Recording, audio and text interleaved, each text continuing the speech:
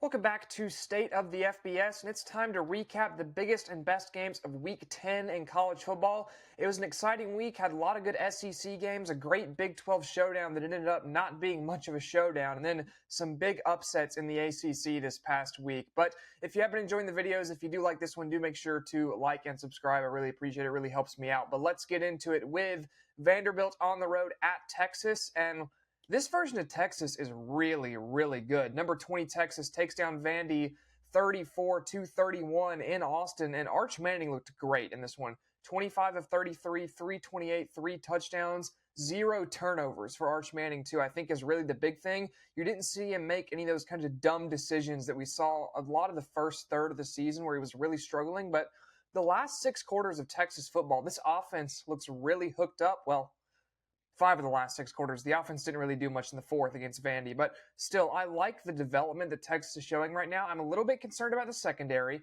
Blake Shapen absolutely cooked them down in Starkville a couple weeks ago, and then Diego Pavia threw for 365 on him, and Pavia hadn't thrown for even 200 on an FBS team this year. So I think you do have to get some stuff worked out on the back end if you're Texas. However, if your offense keeps playing like this, if Sark's offense is humming, I don't think there's a ton of teams that have the talent just to compete with Texas. This is the version of the team that we thought was going to be showing up for maybe the SEC championship at the start of the year. And while I still don't really think they get there because of scheduling and who else has more SEC wins, less SEC losses, teams like A&M, Alabama, Georgia, I think this version of Texas is dangerous. And if you have Texas up on the schedule, you absolutely need to be careful.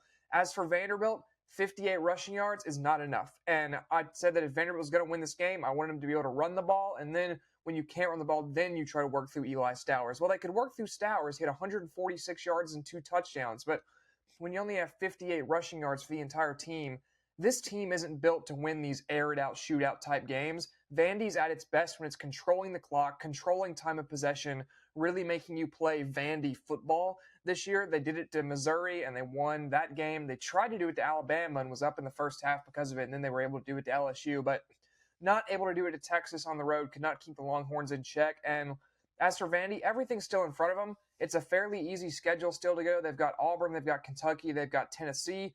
I think if they can beat Tennessee and Neyland, this is absolutely a playoff team. I think if they lose at Tennessee, becomes a bit of a question. These 9-3 SEC teams, what is the committee going to do with them? I don't know, but I think right now Vandy has definitely played good enough football to be a playoff team in my eyes. And as for Texas, everything's still in front of you. If you win out, you're a playoff team. I firmly believe that. So both of these teams, I would say, control their own destiny as we go through the rest of the season. But Texas gets the win over Vanderbilt. Technically an upset. Vandy was favored by 2.5. I believe in this one, if I'm remembering correctly. But we're going to stay in the SEC now with Oklahoma and Tennessee. Number 18, Oklahoma defeats number 14, Tennessee, 33-27. And this Oklahoma defense is nasty. Forced 3 turnovers in the first half against Tennessee. Joey Aguilar threw 2 picks to make 2 of those. And they're just playing great football, our Oklahoma right now. This defense, like I said, can absolutely get after it. R. Mason Thomas had the long touchdown where he kind of hobbled into the end zone at the end there. And when this defense is playing like this, what you got from the offense is more than enough. John Mateer, 19 of 29, 159 yards, interception, but added 80 rushing yards and a rushing touchdown. So over 230 total yards. I think you'll take that all day, every day if you're Oklahoma. And then you actually are getting fairly consistent running game now from the backs. Xavier Robinson had 115 yards and a touchdown on just 16 attempts. It's his second consecutive week over 100 rushing yards as well. Did it against South Carolina. And if Oklahoma can actually get a consistent run game to where Mateer isn't having to do everything by himself and be Superman, I think this team is a lot more dangerous. Because the main criticism when Mateer was coming back was, okay, well, they can't run the ball with the running backs. So if Mateer can't be the entire offense, are they just kind of cooked? And I think we saw that versus Texas. But now that the running game is developing, you can see this Oklahoma team is still a very good, very quality SEC team, and they took it to Tennessee. Tennessee does not have a defense, and I think that hurt them there as well as the turnovers. Joey Aguilar, 29 of 45 for 393, 3 touchdowns, the 2 aforementioned interceptions, and it's just not enough from Tennessee. You have to have a defense, and I get you lost a ton of production from last year. Jermon McCoy's still out rehabbing from the ACL. Joshua Josephs, I would like to see a little bit more from in this game, kind of make it happen on the big stage, but still, not on him. This Tennessee defense, I just don't think is there yet. And when you keep in mind everything that this team had to go through in the offseason, I think it's understandable that they're not exactly a top 10 caliber team right now. And then have to give a shout out to the hero of the day, Tate Sandell, the Oklahoma kicker, with his short shorts, or Daisy Dukes, as Kirk Herbstreit said on the broadcast, was 4 for 4 on the day, had a long of 55, and had 15 total points in this one. Great game from Sandell, who I think is earning himself some NFL money right now for sure. Now down to Jacksonville for the world's largest outdoor cocktail party. Georgia holds off Florida 24-20, and those of you that's been watching the show for a while will know that I grew up a Florida fan, and so you'll probably know how I feel about this game, but it's disappointing, I would say, as a Florida fan, but Georgia just is the better team. I think that was very clear. They had edges in most of these statistical categories. Goodness, can't talk. But Gunnar Stockton, typical Gunnar Stockton stuff, 20 of 29, 223, 2 touchdowns, a pick, and the pick was on a tipped ball. I don't think it was a horrible decision by him per se. Chauncey Bowens was great in this one for the Dogs, 9 for 70 and a touchdown. Zachariah Branch killed the Gators over the middle of the field, especially had the one huge play. He had 10 for 112 on the day. Lagway was okay, 15 of 24, 166, a touchdown. Jaden Ball, I think, was solid, 15 for 72 and a touchdown. And then Trey Wilson, breakout game. First time over 100 yards against a Power 4 opponent, 9 for 121 and a touchdown. I think the story of this game can be told on third down. Georgia 7 of 15, Florida 2 of 11. It came back to bite the Gators in this game. Georgia just could convert. It felt like every time they needed to, and Florida, it felt like a drive was over as soon as you hit third down. And then you have the 2 turnovers on downs late in the game. That one rushing play to Jaden Ball pretty much right at the line. It looked like he kind of slipped and then fell short of the line because of the Georgia penetration. So that's going to happen from time to time. And then the J. Michael Sturdivant play where he went down, and debatable whether that's a catch or not. I'm not going to get into it. I personally thought it bounced off his arm, but again, we're watching in like 144p grainy replay footage, so I can't be too mad about that. I think you have a ton of other opportunities to win that game if you just close out and play better football. So I think it's frankly stupid to blame officiating for this loss because there were other things you could have done. You could have converted the first 4th down. So I was impressed, I think, with this showing from Florida. This is not a team that's quit. They're still playing with fire under Billy Gonzalez. I think you love to see that. The defense continues to play extremely well despite being killed with injuries. Caleb Banks, it feels like, has not been healthy for any of the year so far. And the receivers just keep going down. Vernell Brown wasn't available for this game. Dallas Wilson now going to be out for the rest of the year, which is just brutal. But overall, it's great to see this team still playing with heart. And as for Georgia, they keep winning one-possession games. They feel like, you remember the Washington Kalen DeBoer team that made the national championship where they won every game by, it felt like 5? I'm getting kind of similar vibes from this Georgia team. Just Georgia starts a lot slower than that Washington team did. It wasn't that they were dogfights all the way through, no pun intended, but Georgia just finds a way in these games, and you can tell they're well coached, and you can tell they play good football. So I think it's a very solid Georgia team. I would not be surprised at all to see them in Atlanta. I think it would take an Alabama loss for them to get there, but I think they could definitely make it. And then for Florida, the rest of the year I think is just about building momentum and getting these guys to stay with the program because you're going to go into a head coaching search. Everyone's going to be saying Lane Kiffin. I right now would, I think, gun to my head, say Eli Drinkwitz probably. I think Kiffin's probably going to stay at Ole Miss at this point from it looks like because his team is not checked out at all. You've seen other coaches in the rumor mill kind of struggle. Ole Miss hasn't had that issue. So I think Kiffin's locked in, but Drinkwitz still wouldn't be a bad hire, I think. But still, Florida, positive signs, but you come up short against Georgia. I absolutely hate it as a Gators fan. I wish we could beat them even once in anything that's not basketball, but is what it is. Now over to the Big 12. Number 24, Utah defeated number 17, Cincinnati, and I don't think defeated is a strong enough word here. It was a drubbing in a Rice-Eccles Stadium, 45-14. Utter domination from Utah, and there's a reason that they were favored in this one by double-digit points. And I came into this game thinking, oh, Brendan Sorsby. Brendan Sorsby's going to be great. Brendan Sorsby's better than anyone Utah has on their team. And Utah held Brendan Sorsby to 11 of 33 passing, 221, a touchdown, and a pick. Sorsby also got 28 rushing yards and a touchdown, but they felt like he was under duress all day. Just receivers could not get open. This Utah secondary had absolute clamps down. Cyrus Allen did have the one huge play, ended up with 2 catches for 133 and a touchdown. But if you would have told me coming into this game that Cincinnati ran the ball for 206 yards and Allen had over 100 and a touchdown, I would have said Cincinnati wins all day. But this Utah defense played so well at like bend but don't break, don't give up huge plays other than the Cyrus Allen one. And then the offense was absolutely locked in. Devon Dampier, 16 of 31, 213, 2 touchdowns, a pick, 78 rushing yards. If this is the fully healthy version of him, I think Utah is incredibly dangerous. It's a bit of a bummer that they already have the 2 Big 12 losses, because I think that would be an absolute fight at the top between them, BYU, and Texas Tech. And I know they've lost to both of those teams already, but I don't think Dampier was fully healthy for the Texas Tech game, and who wouldn't want to rematch the Holy War? So I think that would be a very fun game to see again. Wayshawn Parker was awesome, 17 for 104 and a touchdown. Ryan Davis had 8 catches for 132 and a touchdown, and it just seemed like the Cincinnati defense was not ready in this one.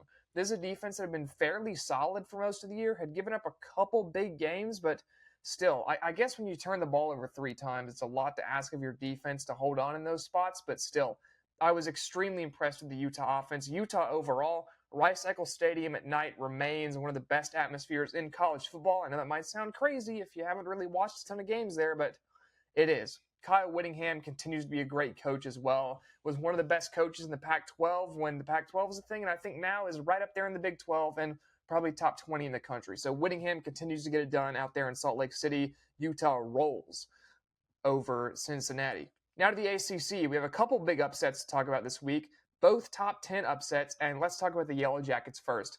NC State downs number 8 Georgia Tech 48-36.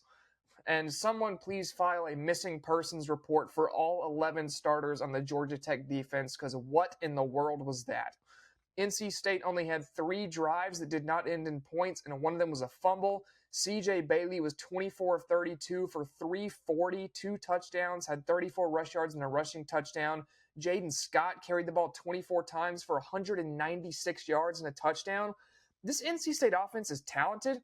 And keep in mind, this was out without Hollywood Smothers, too. He didn't even play, but CJ Bailey is so awesome. I had him, I think, around 9th in my preseason ACC quarterback rankings.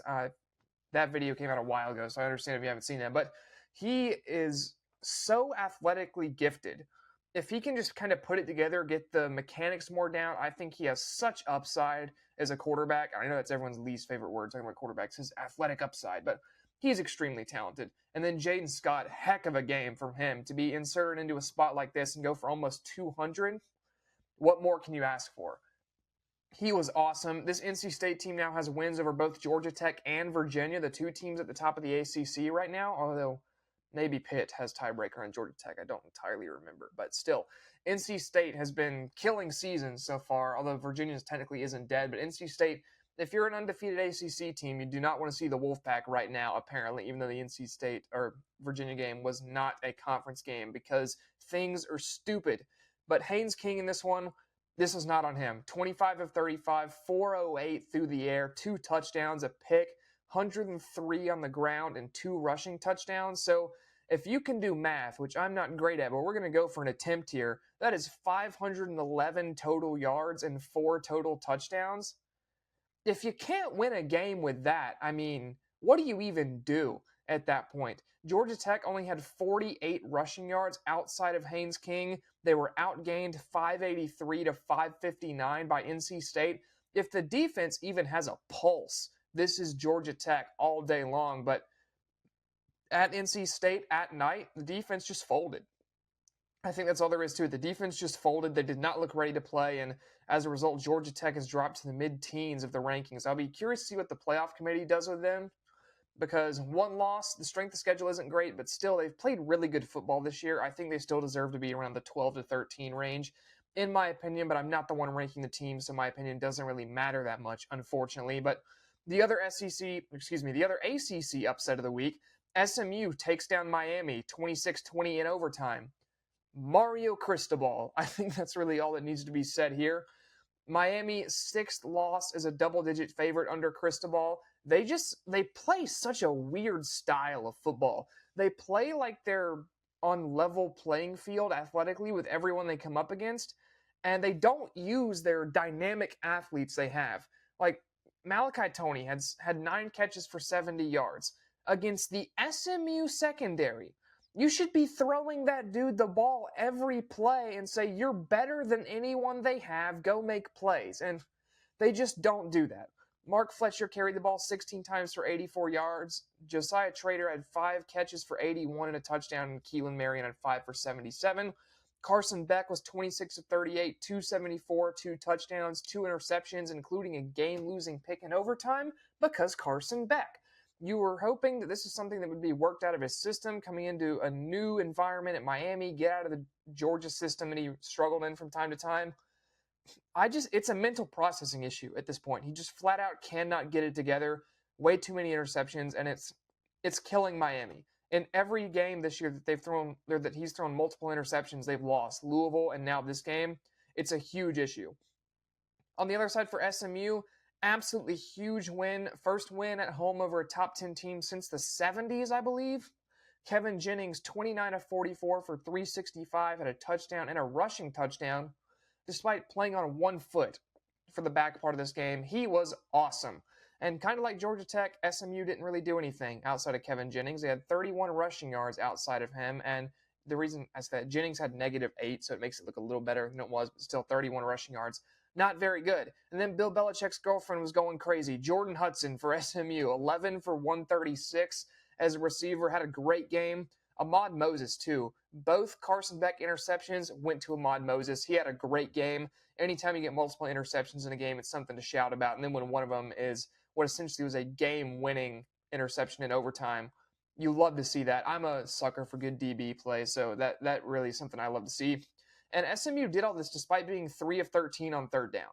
And Miami won the time possession battle 37-42 to 22-18. So Miami controlled the ball. They had the way better team on paper. They are a way more physical team on paper than SMU, but the game isn't played on paper, and SMU, despite being worse on third down and barely controlling the ball, wins this game. It's inexcusable coaching from Mario Cristobal and this Miami offensive staff because you went out and you solved the defense. The defense is pretty good now, especially led by Ruben Bain off the edge, and the offense just looks stuck in the mud. It's so odd. I don't know what the main issue is there that keeps Cristobal from figuring that stuff out, but they need to fix it quick because you can't keep running this much talent onto the field and losing these games that you should win. Just ask Billy Napier how that goes for you.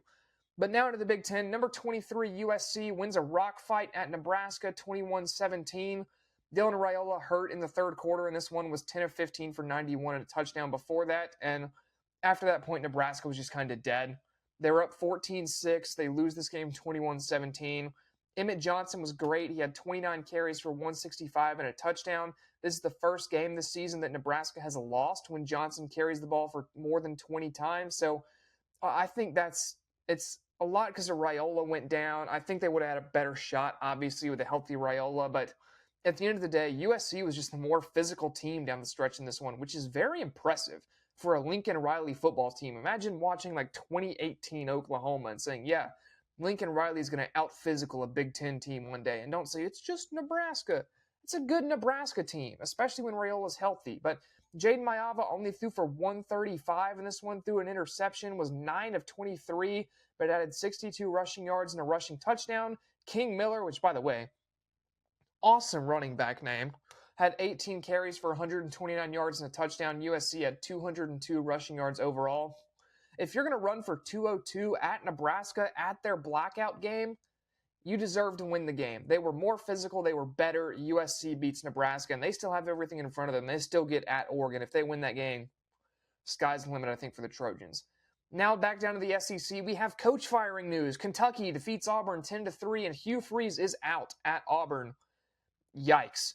Kentucky, their defense was awful so far this season. They were allowing over 30 points per game and I believe about 350 yards per game in SEC games this season. Auburn had 3 points and under 300 yards. It was terrible. Ashton Daniels started this game for Auburn. He was then benched for Jackson Arnold, who came in to get sacked for 2 drives. And then Daniels got chucked back out there and threw an interception on the Hail Mary to end the game. That pretty much sums up Auburn this season.